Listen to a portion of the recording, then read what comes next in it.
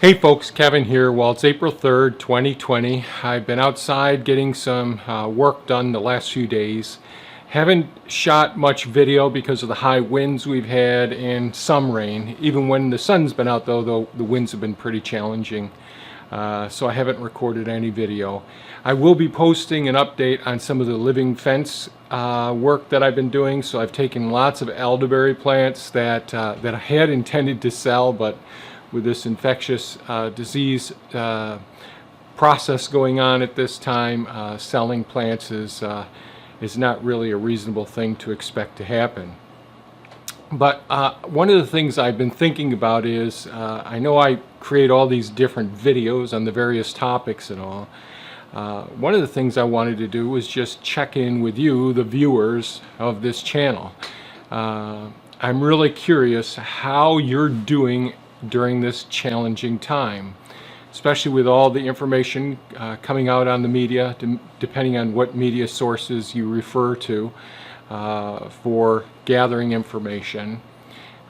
As we're going through these trying times, and like I've mentioned before, I believe that this is really just the first wave of a few waves that we're going to be going through. We're in central New York, which isn't as nearly severely as affected as downstate New York City and the surrounding areas. But many people are looking at this part of the country and using this as somewhat of a gauge as to what's going on. So I'm real curious, how are you all handling this? I'm really interested in getting information, comments, and feedback from everyone. And I don't mean just how are you doing with the fear of this infectious disease, although I'm interested in that as well. I'm assuming that many people are worried about their jobs, maybe their medications for their own health conditions that people have, or the anxiety with being, basically I'm going to call it lockdown, but the social distancing. For me, it's not really that challenging because I'm not a very social person. I love doing what I do here, and we're blessed that we have all this property that I can go around to, and there aren't other people coming here. So for me, it isn't a terrible situation, but I can imagine for average people who really have significant relationships with coworkers, with family, and all, that it's probably very, very difficult. And I can't imagine what it's like living in an apartment complex. It's got to be really, really tough. But I'm still curious, what are some of the things?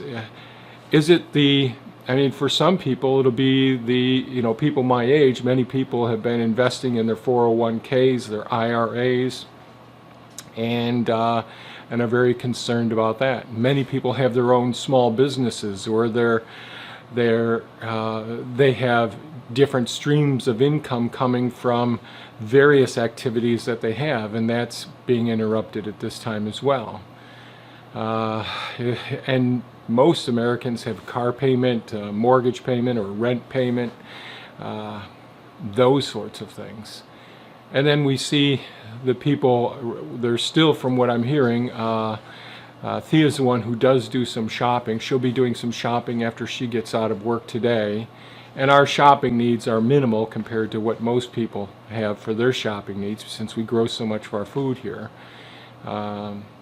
She shared with me the stress level of some of the people in the grocery store. She mentioned that when she was shopping, she could hear a gentleman yell at his partner, "So what the hell are we supposed to eat?"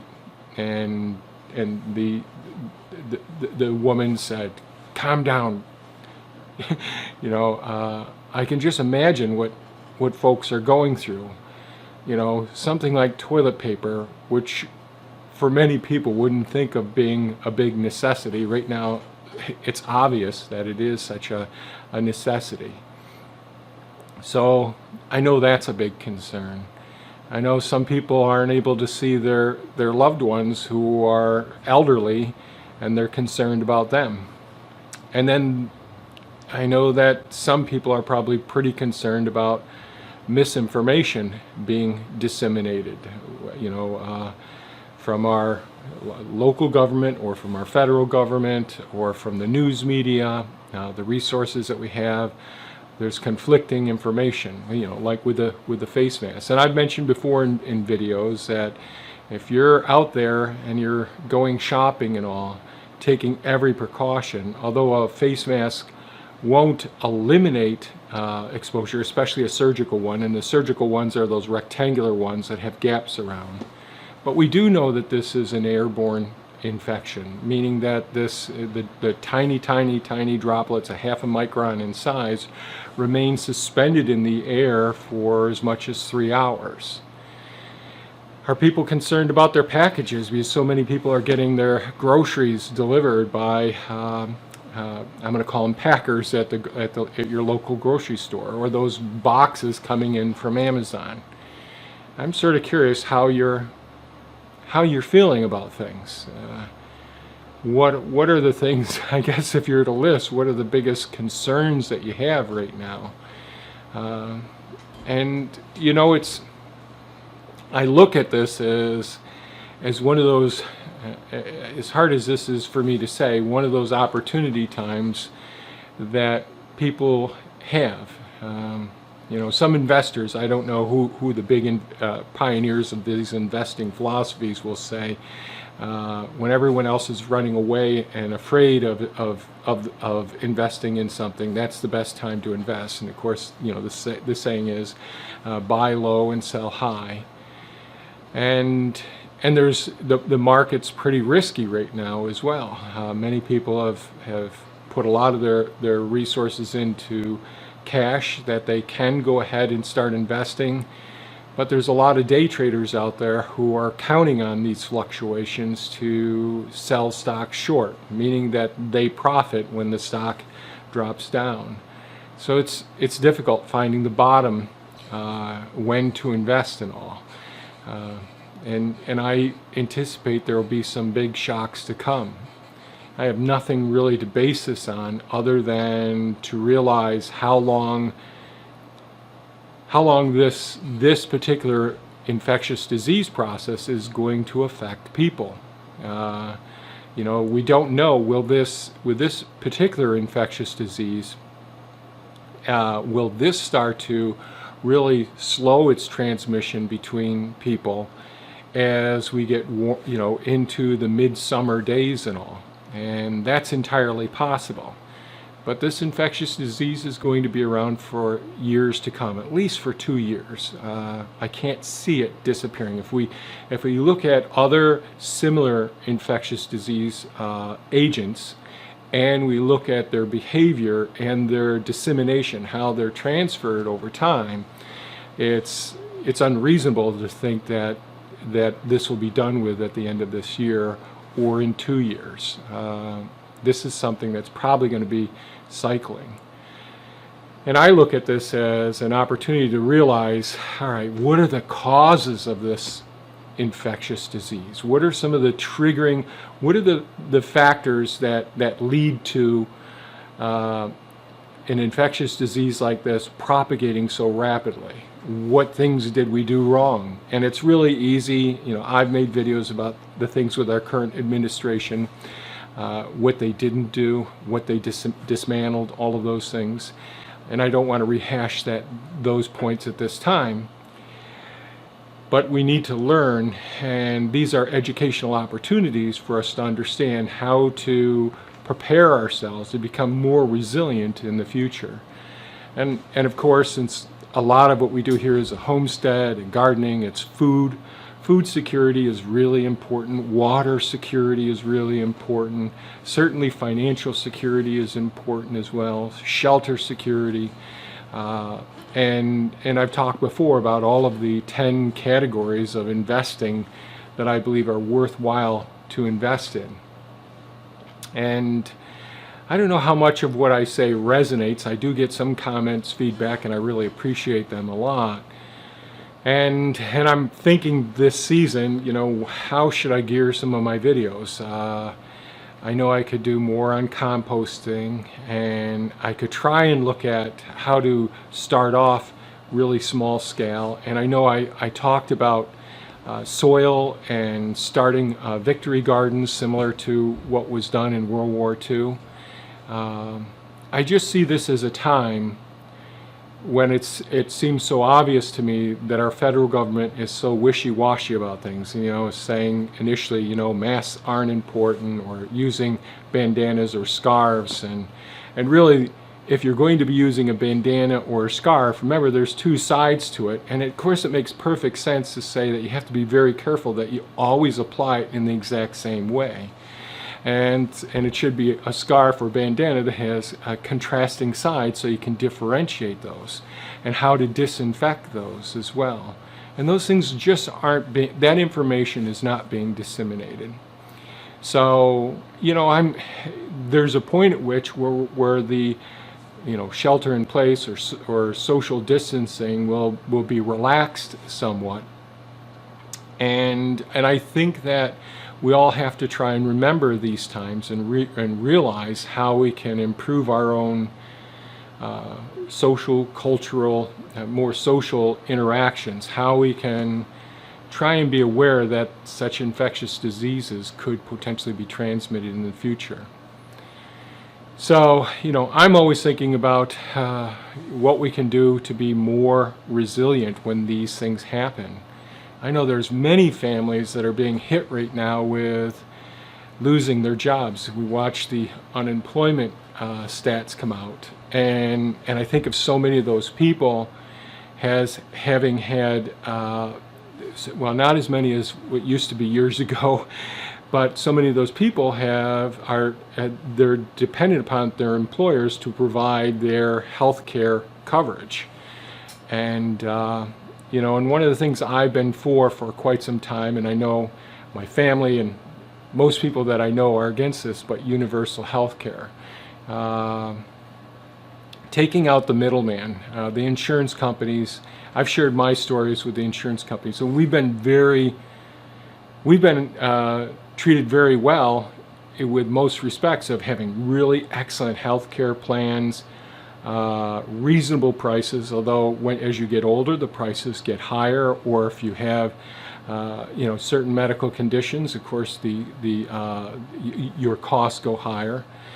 And I've experienced personally, and I've had other people, I know so many stories of other people where with the health insurance they've been completely denied, and it's a big battle, and so that middle person, those healthcare providers that we rely on, some of their mandates and some of the law firms that they hire are to interfere with you getting your coverage that you need. You didn't call first to get this pre-approved, even though you needed an ambulance to get to the hospital and all.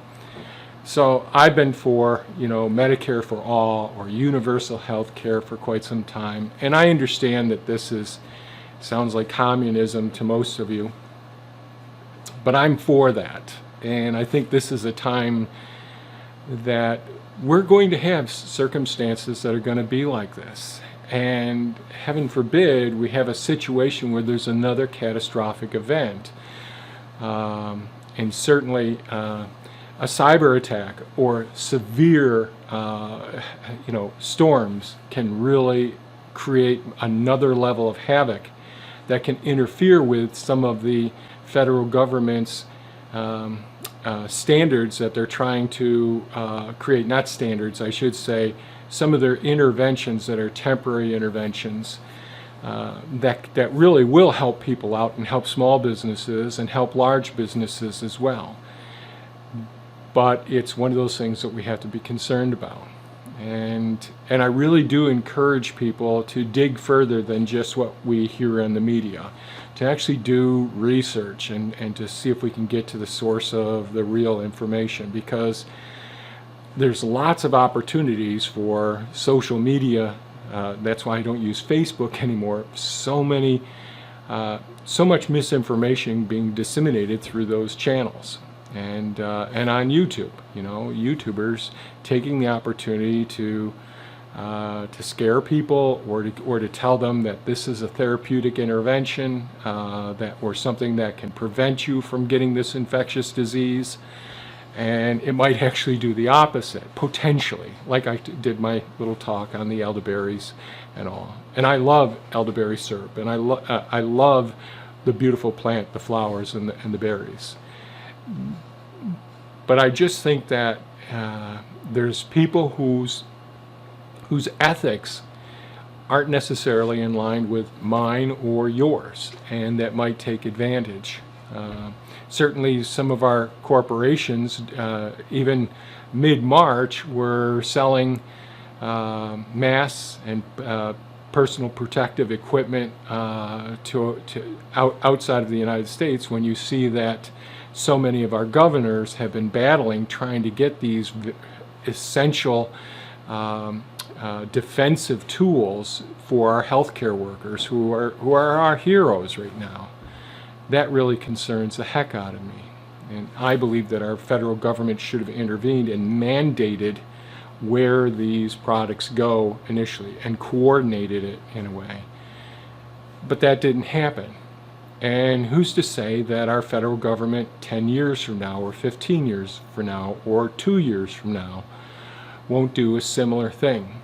And that's where I think that we all need to be more like my dad's family and his dad's family and so on. Generations in the past took on a great deal more personal responsibility instead of relying on our government to do so many things. I think there's an absolute role for our government, and you could call me a socialist if you want, because many of the things that I think about really are a safety net for our all of us.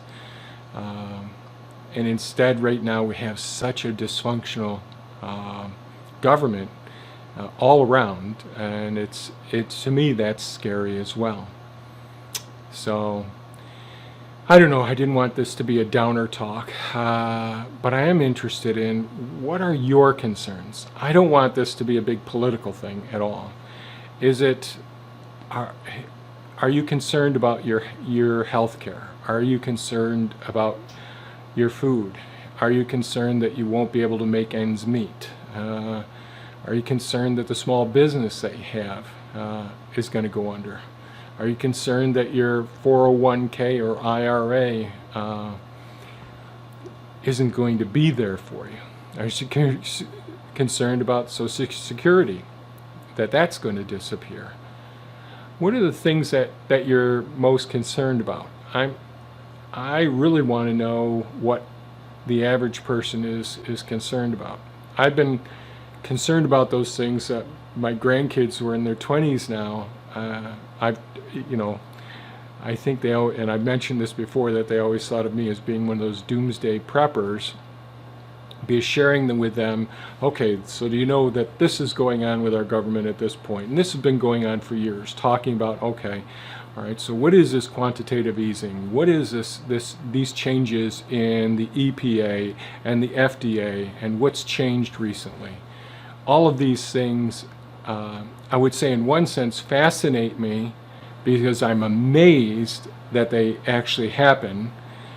But on the other hand, they scare me because, like I say, my ethics are self-care, earth care, people care, and future care. My grandkids, I have some grandkids that are younger than their 20s, but when I think about their families and starting off now, I really think that they have to do a few things. And one of the things they have to do is get involved in local government, state government, and federal government. And you don't have to be a lawyer, you don't have to be a doctor, you don't have to do any of those things. You have to be willing to do the research, and you have to be willing to listen and to empathize with people. Those are things that I think are really super important. My generation has failed us, is how I see it. Many people would disagree with that and take defense and hate me for that, but many of us have really let future generations down, and we've left everybody dependent on a system that really isn't there as a full safety net for people. And I don't believe that I believe that it's the real minority of people. I mean really, really small fraction of people who are the people who would rather sit back and let everybody else work hard for them and just ride along and get the welfare check and all. Yes, there are a number of those people, but I think it's dependency. We have to look at what they're dependent upon, and it's not just the money that they're dependent upon. It may be drugs, it may be all their bad habits and all, and and I think with appropriate education and appropriate support systems, and definitely healthcare that covers all aspects of mental health as well, that we can do a lot of amazing things. And I know I've gone off on a bit of a tangent here, but I am interested if you care to leave a comment about things that you're concerned about, and maybe plans that you have to potential goals that you have. I'm really interested in goals and plans, those sorts of things, but I guess it all starts out with, what are your concerns? What do you see as the things that you're worried about at this point in time? So with that, I think I'll end this video. I am really interested in your thoughts and your feedback. I know most people will think of me as being a real socialist, saying the things that I've talked about, and I don't mind that label. I see many of the beautiful things we have here in our country as being very socialistic in base, but I am interested in your feedback. Just be pleasant, if at all possible. Thanks so much for watching, folks. Take care of yourselves. Be mindful. Practice social distancing. Think about those other people. We want to keep everybody as healthy as possible. Take care now. Bye-bye.